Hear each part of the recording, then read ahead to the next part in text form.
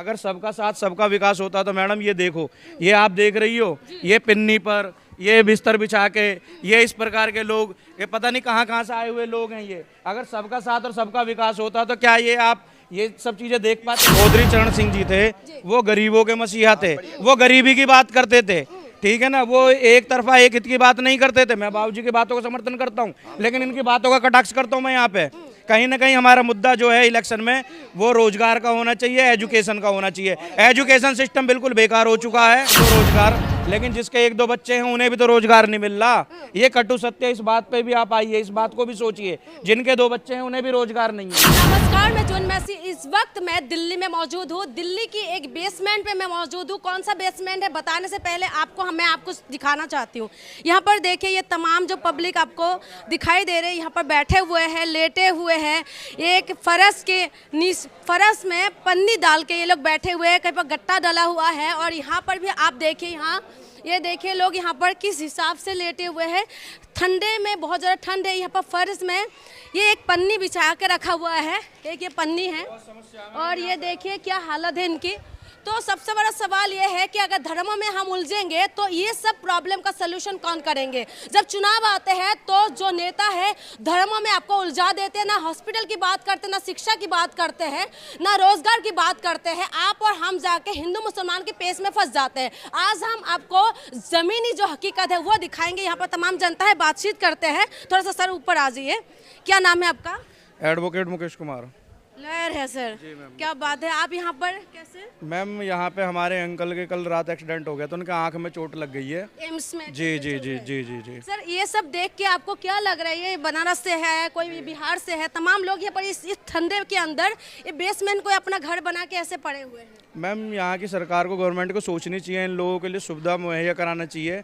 क्योंकि हम जिस ऐसे देश में रह रहे हैं जहाँ राम राज्य की कल्पना करी जाती है। अब तो राम जी आ गए हैं, अब भी अगर राम जी आ गए हैं, अब भी लोगों का भला नहीं हुआ तो फिर लोगों का भला कब होएगा? कहीं ना कहीं हमारे देश के प्रधानमंत्री को, यहाँ के मुख्यमंत्री को ये बातें सोचनी चाहिए और यहाँ के लोगों के लिए सुविधा मुहैया कराना चाहिए। ये लोग मतलब अलग अलग प्रांत से, अलग अलग जगह से, अलग अलग राज्य से यहाँ पे आए हुए हैं। और ये दिल्ली जो है यहाँ पे राजधानी दिल माना जाता है, हार्ट माना जाता है इसे अपनी राजधानी राज्य का। लेकिन इसके बावजूद भी लोगों के साथ इतनी समस्याएं हैं जो कि बिल्कुल ही मतलब निंदनीय है। इसे कहीं ना कहीं सरकार को इस पे उचित कदम उठाना चाहिए। हिंदू मुस्लिम वाला पेश में नहीं अटकना चाहिए। क्यों? क्योंकि यहाँ जो हवा है वो हवा किसी की ये नहीं है, हवा पे किसी का नाम नहीं लिखा, वो सबके लिए है। शिक्षा किसी एक की नहीं है, शिक्षा पे भी सबका अधिकार है। और बाकी हमारे जितने भी मौलिक अधिकार में हैं ये सब, तो कहीं ना कहीं सरकार को इस विषय पे भी इस कदम बढ़ाना चाहिए। यही सरकार कहता है कि हमने सबका साथ सबका विकास किया है। हम एम्स के ठीक सामने मौजूद है, जो बेसमेंट है वहाँ पर हम लोग मौजूद है। आप बताइए, ये सरकार कहता है सबका साथ सबका विकास है, हमने काम किया है जनता के लिए। गरीब जनता का ये हाल देख के लगता है कि सबका साथ सबका विकास हो रहा है? मैम, सबका साथ सबका विकास मेरे नज़र में तो कहीं ना कहीं केवल और केवल ये एक कहने के लिए सिर्फ वादा नाम का है, नाम मात्र का एक है, सिर्फ लाइन है ये, सिर्फ कहने के लिए। अगर सबका साथ सबका विकास होता तो मैडम ये देखो, ये आप देख रही हो, ये पिन्नी पर ये बिस्तर बिछा के ये इस प्रकार के लोग, ये पता नहीं कहाँ कहाँ से आए हुए लोग हैं ये। अगर सबका साथ और सबका विकास होता तो क्या ये आप ये सब चीज़ें देख पाते? नहीं। इन्हें कहीं ना कहीं सुविधाएं होती, ये भी कहीं ना कहीं एसी में आराम से लेटे हुए होते, अपने मरीजों के साथ होते, हॉस्पिटल छोड़ के इतनी दूरी पे आके यहाँ बेसमेंट में नहीं लेटे हुए होते। तो सबका साथ सबका विकास मैं नहीं मान सकता। टीवी एंकर भी यही बताते हैं कि राम राज्य बन गया, अगर मंदिर जाओगे तो हॉस्पिटल आने की जरूरत नहीं पड़ेंगे। तो क्या कहेंगे सर? देखो, टीवी एंकर, मैं आपको बताऊं, मीडिया के बारे में कहना भी नहीं चाहता, लेकिन कहीं ना कहीं दिल दुखता है। मीडिया हमारे देश का चौथा स्तंभ है, चौथा पिलर है। अगर कायदा में मैं मीडिया वालों से भी अपील करना चाहूँगा, मेरा निवेदन है कि अगर वाकई मीडिया अच्छी हो गई और सही हो गई तो ये जो गरीब लोग हैं, गरीब जनता है, इनकी आधी समस्याओं का समाधान मीडिया स्वयं कर देगी अगर वो ठीक हो गए तो। सर, एक मिनट आप रुकिएगा, मैं आपसे बात करना। क्या नाम है आपका? क्या सर, कहाँ से है? हम शाहजहानपुर से हैं। ट्रीटमेंट के लिए आए हैं? जी हैं। मुद्दा किसमें वोट होएगा भैया इस बार लोकसभा चुनाव में? हॉस्पिटल, शिक्षा, स्वास्थ्य होगा या हिंदू मुसलमान जाति धर्म होगा? हिंदू मुसलमान जाति धर्म नहीं होगा, वो विकास के लिए होगा और अच्छे भविष्य के लिए होगा। किसको जिताएंगे फिर? देखिए भरोसा मोदी ने जीता है तो हम मोदी को ही भरोसे मोदी ने अगर विश्वास जीता है तो डबल इंजन का सरकार यूपी में है, तो दिल्ली में क्या कर रहे हैं फिर?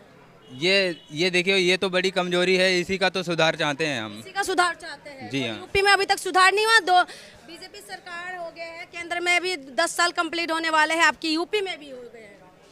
जी विशेष जानकारी नहीं है, बस ये है कि मुझे अच्छा लगता है मोदी को वोट देना। अच्छा लगता है यानी और- कि आप अभी रात को कहाँ सोते हैं, थोड़ा सा ये बता दीजिए। अभी तो हम हॉस्पिटल में हैं। हॉस्पिटल में। जी हाँ। वो बोलिए मोदी जी से कि यूपी के अंदर माला माल कर दे, यूपी के अंदर हॉस्पिटल बन जाए, दिल्ली ना आना पड़ जाए आप लोग। हाँ यही तो है। हाँ, तभी मोदी जी पसंद है। ठीक है सर, 1 मिनट रुकिएगा। क्या नाम है आपका? तनुज जैन, कहाँ से?